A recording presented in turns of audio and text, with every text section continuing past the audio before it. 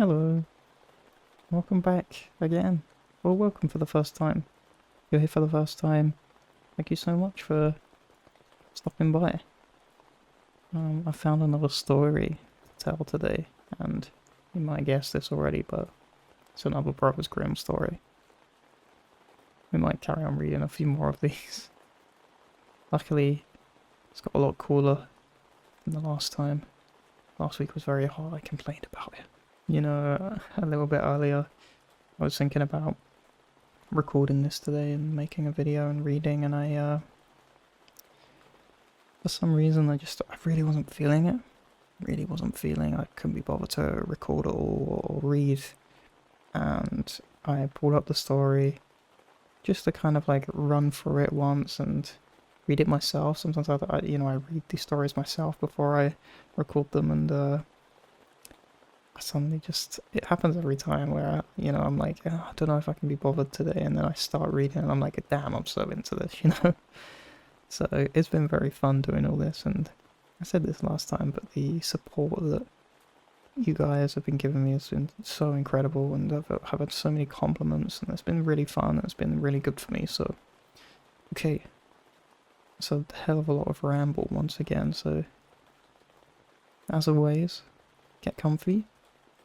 A little blanket maybe, a little cup of tea, a little hot chocolate. I have a cup of tea right here in front of me. Get comfortable. If you're sleeping, lay down, get comfy. If I'm going onto another screen, chuck me over there now. The volume will be at about this level all the way through, so set that up how you like.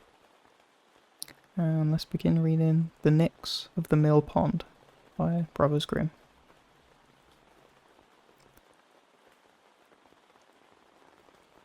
There was once upon a time a miller, who lived with his wife in a great contentment.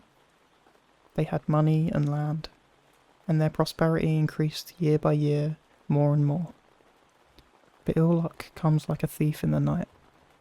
As their wealth had increased, so did it again decrease year by year, and at last the miller could hardly call the mill in which he lived his own. He was in great distress, and when he lay down after his day's work, found no rest, but tossed about in his bed, full of care. One morning he rose beyond daybreak and went into the open air, thinking that perhaps there his heart might become lighter. As he was stepping over the mill dam, the first sunbeam was just breaking forth, and he heard a rippling sound in the pond. He turned around and perceived a beautiful woman, rising slowly out of the water. The long hair, which she was holding off her shoulders with her soft hands, fell down on both sides, and covered her white body. He soon saw that she was the Nix of the mill pond, and in his fright did not know whether he should run away or stay where he was. But the Nix made her sweet voice heard, called him by his name, and asked him why he was so sad. The miller was at first struck dumb, but when he heard her speak so kindly, he took heart, and told her how he had formerly lived in wealth and happiness, but that now he was so poor, and he did not know what to do. "Be easy," answered the Nix. "I will make thee richer and happier than thou hast ever been before. Only thou must promise me to bring me the young thing which has just been born in thy house." What else can that be, thought the miller, but a young puppy or kitten? And he promised her what she desired. The Nix descended into the water again, and he hurried back to his mill, consoled and in good spirits. He had not yet reached it, when the maid-servant came out of the house and cried to him to rejoice, for his wife had given birth to a little boy. The miller stood as if struck by lightning. He saw very well that the cunning Nix had been aware of it, and had cheated him. Hanging his head, he went up to his wife's bedside, and when she said, "Why dost thou not rejoice over the fine boy?" he told her what had befallen him, and what kind of promise he had given to the Nix. "Of course, of what use to me are riches and prosperity," he asked, "if I am to lose my child? But what can I do?"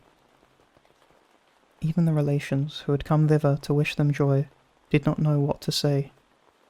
In the meantime, prosperity again returned to the miller's house. All that he undertook succeeded.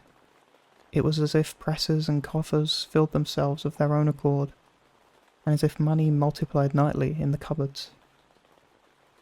It was not long before his wealth was greater than it had ever been before, but he could not rejoice over it untroubled. The bargain which he had made with the Nix tormented his soul.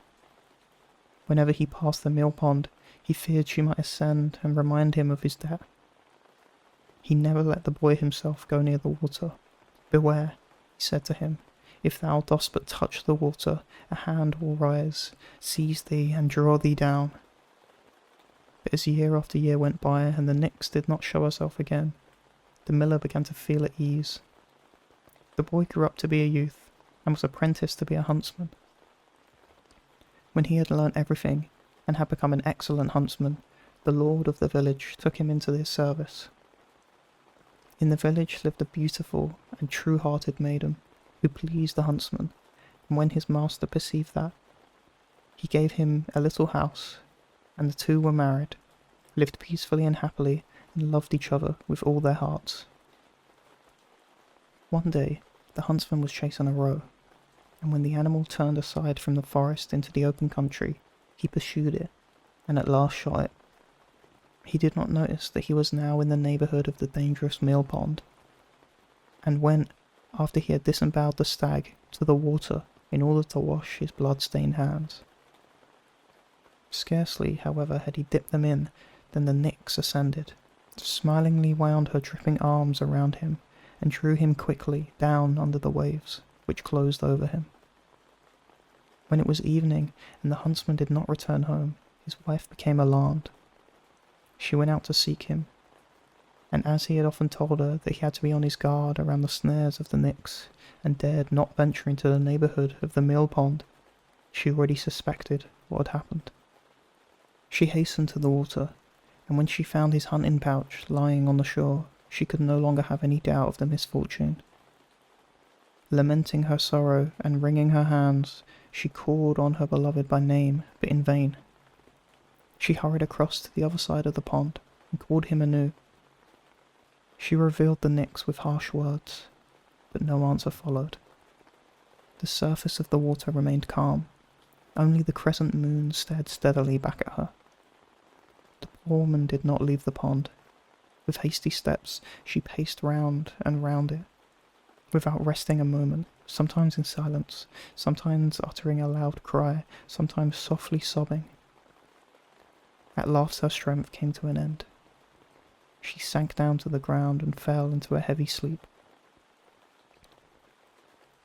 Presently a dream took possession of her. She was anxiously climbing upwards between great masses of rock.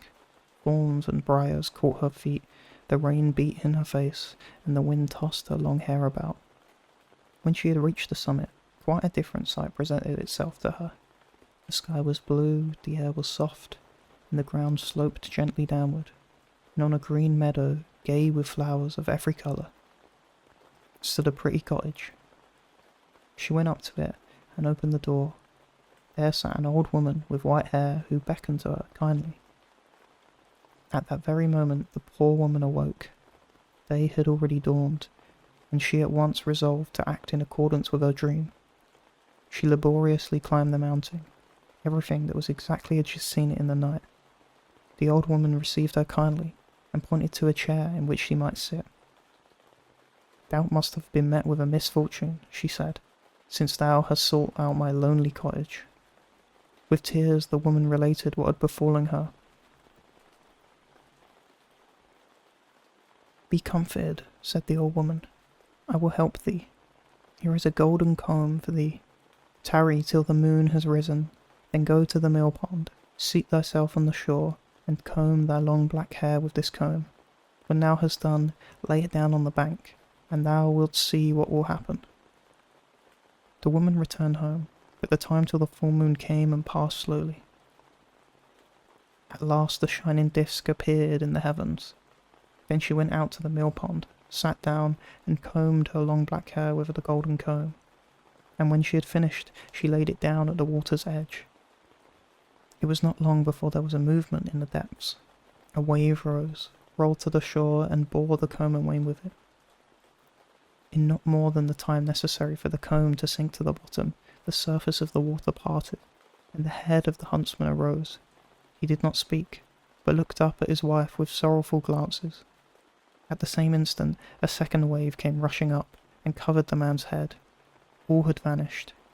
The mill pond lay peaceful as before, and nothing but the face of the full moon shone on it. Full of sorrow, the woman went back, but again the dream showed her the cottage of the old woman. Next morning she again set out, and complained of her woes to the wise woman. The old woman gave her a golden flute, and said, "Tarry till the full moon comes again, then take this flute, play a beautiful air on it, and when thou hast finished, lay it on the sand. Then thou wilt see what will happen." The wife did as the old woman told her. No sooner was the flute lying on the sand than there was a stirring in the depths, and a wave rushed up and bore the flute away with it. Immediately afterwards the water parted, and not only the head of the man, but half of his body also arose. He stretched out his arms longingly towards her, but a second wave came up, covered him, and drew him down again. "Alas, what does it profit me," said the unhappy woman, "that I should see my beloved, only to lose him again?" Despair filled her heart anew, but the dream led her a third time to the house of the old woman. She set out, and the wise woman gave her a gold spinning wheel, consoled her, and said, "All is not yet fulfilled. Tarry until the time of the full moon.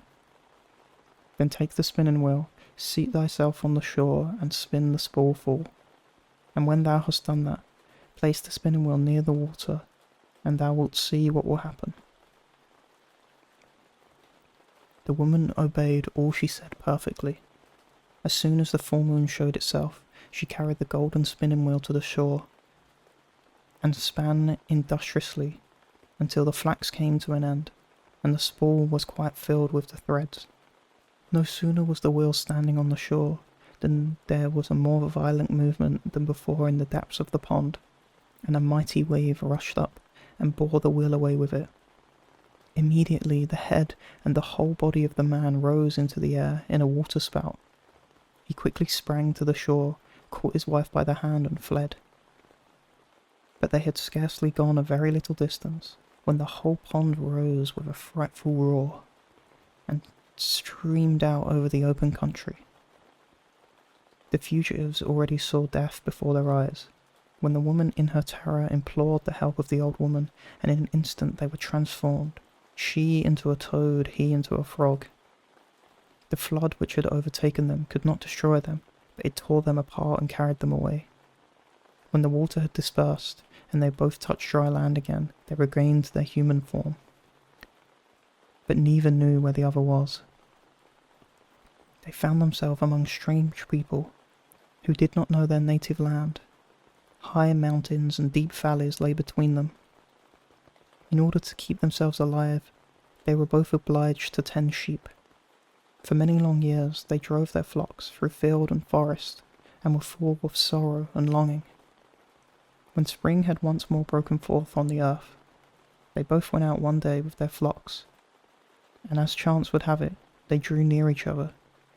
They met in a valley but did not recognize each other, yet they rejoiced that they were no longer so lonely. Henceforth they each day drove their flocks to the same place. They did not speak much, but they felt comforted. One evening, when the full moon was shining in the sky and the sheep were already at rest, the shepherd pulled the flute out of his pocket and played on it a beautiful but sorrow air. When he had finished, he saw that the shepherdess was weeping bitterly. "Why art thou weeping?" he asked. "Alas," answered she, "thus shone the full moon when I played this air on the flute for the first time, and the head of my beloved rose out of the water." He looked at her, and it seemed as if a veil fell from his eyes, and he recognized his dear wife. And when she looked at him, and the full moon shone in his face, she knew him also. They embraced and kissed each other, and no one need ask if they were happy. And once again, with that, the story fades away, back into the background. This was another really great story. All of these stories have been really cool. I do love stories of, just a husband and a wife in love and, they get separated and come back together. I'm a sucker for sappy stories.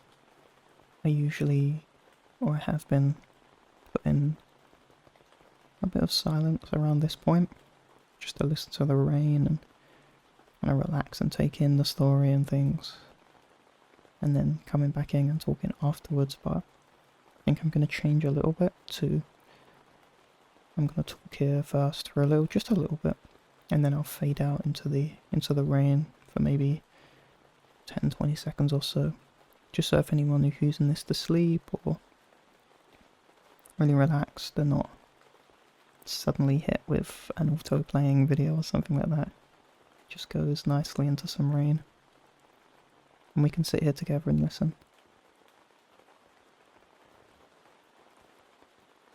It's been raining a lot recently, especially after the heat. Really, really thundering down, and I just love it. I find it so relaxing, so relaxing. I wish I had a garden and I would run out there and, I don't know, stand under an umbrella or put a tent up or something like this. It's so fun just to be... I think it's being in shelter while it's raining, or knowing that you're safe where you are while there's this thing going on, this very heavy thing going on outside. It feels really comforting and really relaxing. So I do really like to sit there and sit in the rain. I really like to listen to and watch videos of people walking under umbrellas or walking in the rain. There's something about those videos that just feel really nice, and I don't know if anyone else has this, but I can watch a video like that for say half an hour or an hour or maybe even longer, and when the video ends, for a few seconds after the video ends, I'm left with this feeling of real silence and quiet. It's like everything is off in my brain for a few seconds. I really like that. I don't know if that's just a me thing or if that's something that everyone experiences. Regardless, thank you so much for sitting and listening to another story with me.